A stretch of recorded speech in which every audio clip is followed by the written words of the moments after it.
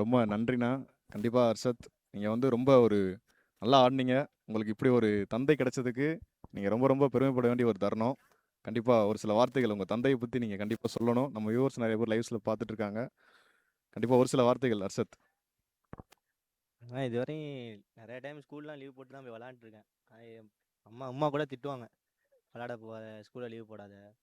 இந்த மாதிரி காலேஜுமே இப்போயும் கிட்டத்தட்ட லீவு நிறையா போட்டு தான் இருக்கேன். அதுக்கும் வீட்டிலேயே சொல்லிட்டு தான் இருக்காங்க. ஆனால் அந்த காலேஜ் லீவ் போடுறதுக்கும் ஸ்கூல் லீவ் போடுறதுக்கும் எந்த தடையும் இதுவரையும் வச்சது கிடையாது. இதுவரையும் கூட போ விளாடுன்னு தான் சொல்லிட்டு இருக்காங்க. அந்த இதுலலாம் எந்த தடையும் வச்சதும் கிடையாது. அதே மாதிரி கிட்டு விஷயத்துல எல்லா இதுலேயுமே யாரையும் இவ்வளோ சப்போர்ட் பண்ணுவாங்களான்னு தெரில, ஆனால் அவ்வளோ சப்போர்ட் பண்ணியிருக்காங்க. பேட்டாக இருக்கட்டும், க்ளவ்வாக இருக்கட்டும், ஒவ்வொன்றும் பிஏவியே உடனே வாங்கி கொடுத்துருக்காங்க எல்லாமே.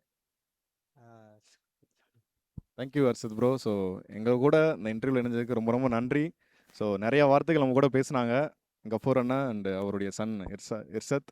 ஸோ உங்க 2 பேருக்கும் எங்களுடைய கமிட்டி சார்பா பெரிய நன்றிய தெரிவிச்சுக்கிறோம்.